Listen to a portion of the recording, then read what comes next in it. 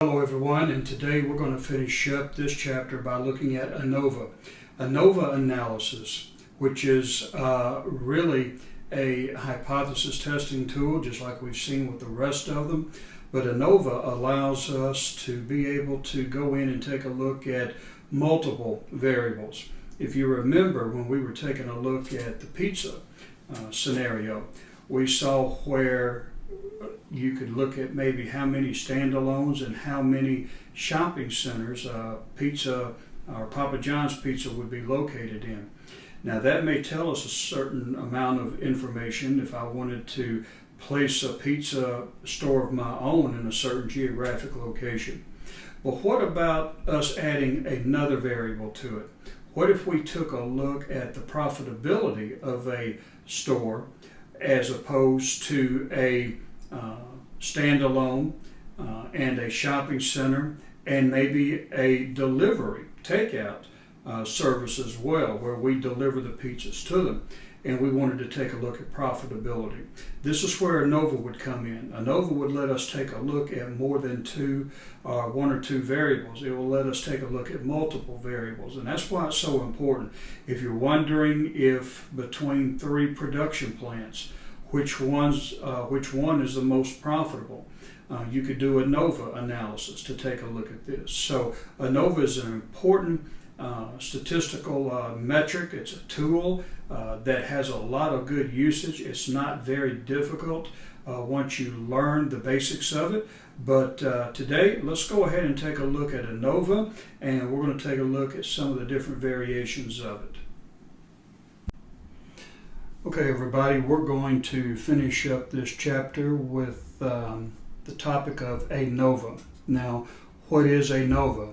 Anova is analysis of variance. So let's go ahead today and explain kind of what it is and when we would use it. Now, as you see here in the slide, you have a one-way analysis of variance, which again is Anova. And it's an analysis involving the investigation of the effects of one treatment variable on an interval scale dependent variable. It's a hypothesis testing technique to determine whether statistically significant differences in means occur between two or more groups, and it's a method of comparing variables to make inferences about the mean. And then you have the hypothesis testing, the substantive hypothesis tested is at least one group mean is not equal to another group mean.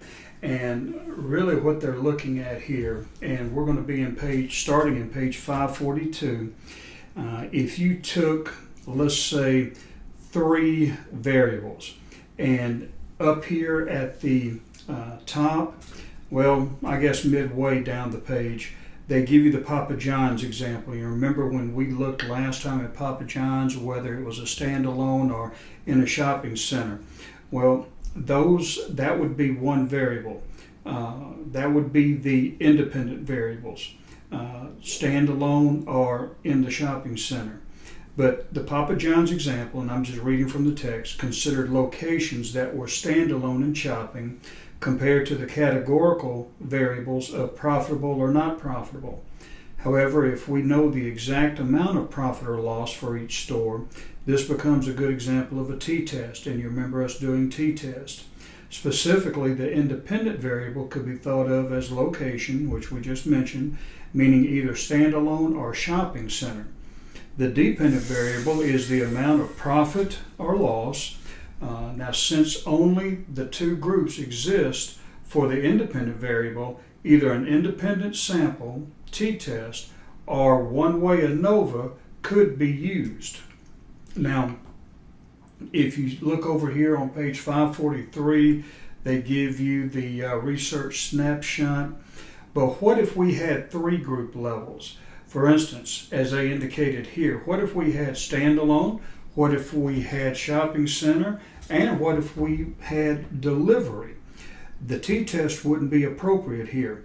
Only a Anova, one-way Anova would be the choice for this analysis. So if we're taking a look at more than two, and we're taking a look at three or more, Anova would be the best way to test the hypothesis.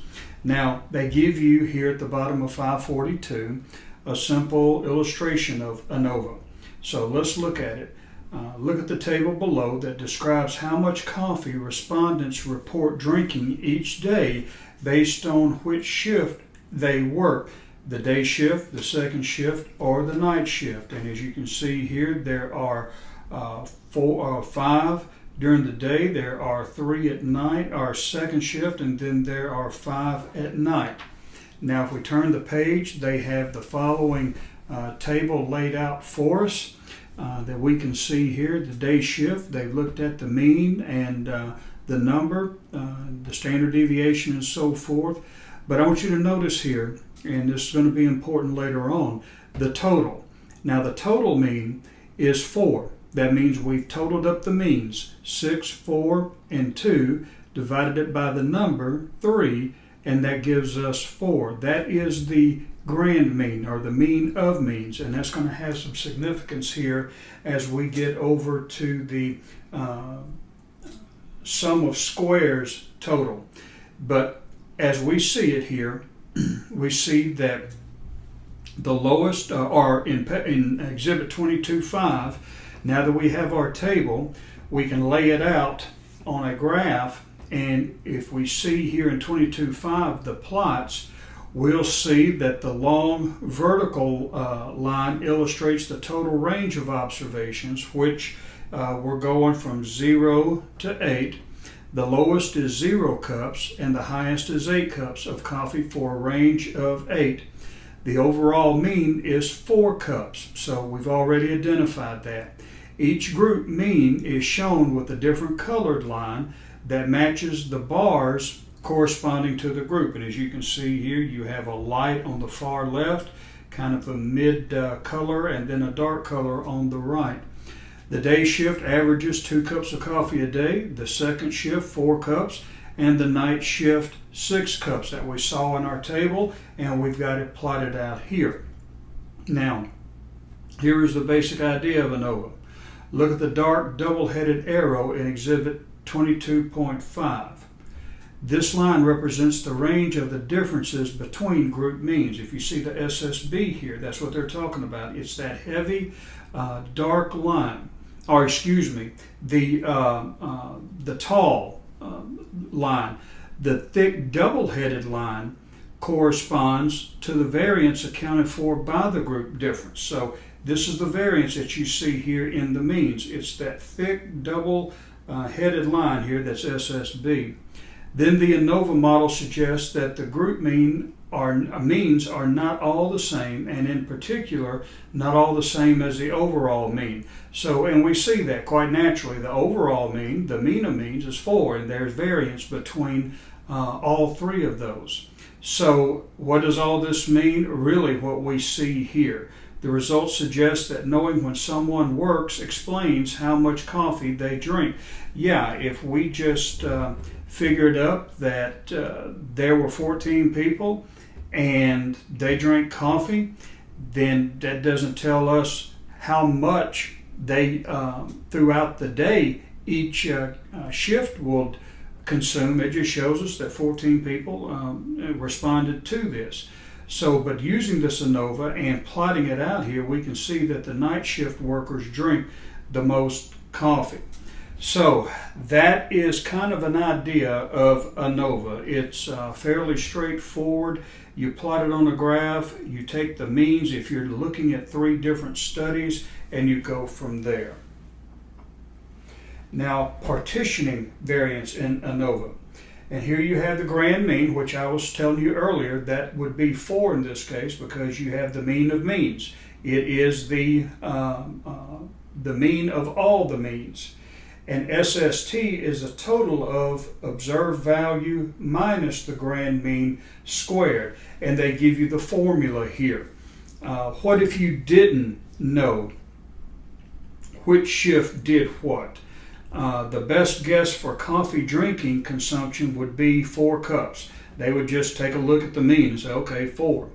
Now, as we see here at the top of 545, the sum of squares total, SST, or variability that would result from using the grand mean meaning the means over all observations can be thought of as, and you see the formula. You see the SST, which is the total of the observed value minus the value grand mean squared.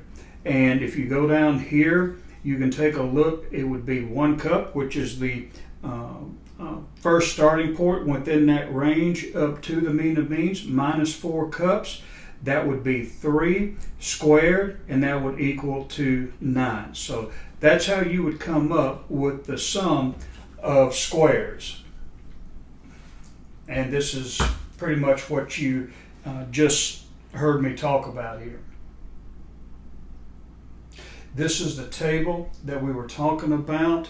And when we take a look, this is the thick black line here, and this is the tall, which gives us the total range. And this would be the midpoint, the mean of means, but this is also the mean for the second shift. This is the first shift, and this is the night shift. So this is how that all pans out in the textbook. Now, before we get to the F-test, you also have between group variance, and that's just taking the total of the n groups, and you're looking at the group mean minus the grand mean squared. And down here you would have their numbers would be 2 cups minus 4 cups squared is equal to 2 squared, which was equal to 4.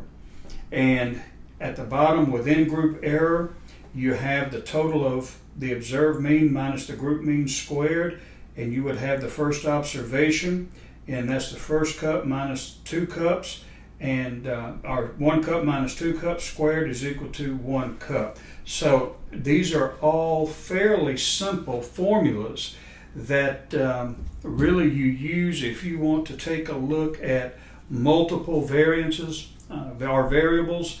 This would be the way to do that. Now, the F-test, which you see here, is the key, as they say here, the key statistical test for an Anova model. It determines whether there is more variability in the scores of one sample than in the scores of another sample. And the key question is whether the two sample variances are different from each other or whether they are from the same population. So the test breaks down the variance in a total sample and illustrates why Anova is analysis of variance. So, and we also call that the F ratio. So how do we come to that? It's really the F-test is the function of the SSB divided by the SSE. So that's, again, not a whole lot there. The SSE is the variation of scores due to random error, and this is the error of prediction. And then they give you here on page 547 a breakdown of really what we've just said here. So taking these, you can do Anova, you can do t-tests when there are less than 3 t-tests, or Anova would do, or you can use Anova for multiple variables. Well, today we took a look at Anova, we took a look at the F-test, we took a look at some of the other elements that involve Anova, which is SSB, SST, SSE. So we've gotten into quite a wide range of formulas here. And again, I don't want to overwhelm you, so we're just going to stop here and call it a day. And next time we'll be back and we'll be in chapter 23. We're going to go fairly quickly. I'm not going to belabor a lot of these formulas out of all the remaining chapters. I may take 1 or 2 more and then we'll wrap it up. But you have a good day and we will see you next week.